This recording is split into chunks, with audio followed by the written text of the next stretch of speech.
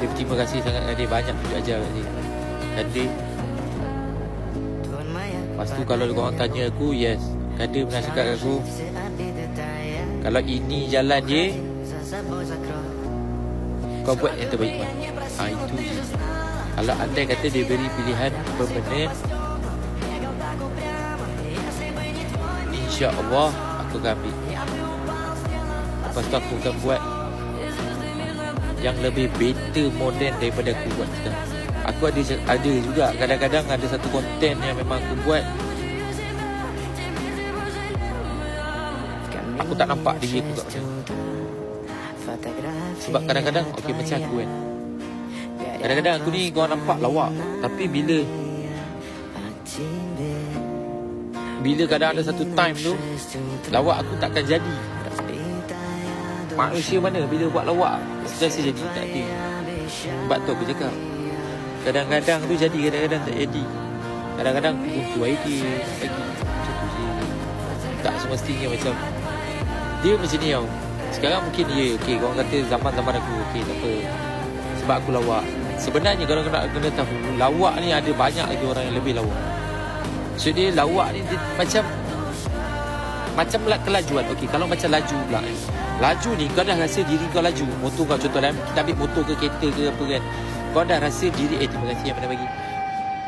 Kau dah rasa motor kau dah laju, kereta kau dah laju, tapi laju ni dia takkan pernah habis. Kau rasa dah ada laju, ada lagi laju, ada lagi laju. Macam lawak juga. Lawak pun sama, kau dah rasa diri kau lawak, tapi ada lagi yang lawak, ada lagi. Itu je sebenarnya. Sebab itulah adanya keluar ayat. Jadi di sini orang tak suka tengok, tak payah kisah pun.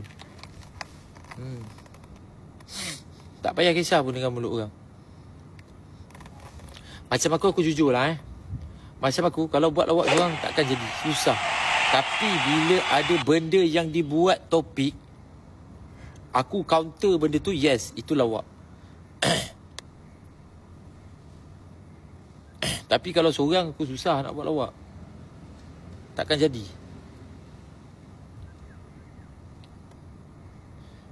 Cerita pasal anak pula Man. Cerita pasal anak. Apa je aku tak ada anak. Bila pula aku kahwin, anak pun tak ada.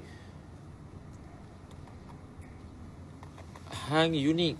Sebab itulah aku pernah keluarkan statement. Tapi kalau rupa yang dicari, bukan aku orang dia, tapi kalau cari aku untuk duit, mungkin aku boleh usahakan untuk orang. Sebab tu aku pilih Aisyah. Sebab dia pilih aku. Jadi tengok, dia pilih aku, dia tak rugi. Betul tak apa yang aku cakap? Mal tak ada plan nak buat YT sendiri ke? Saya dah ada lah YT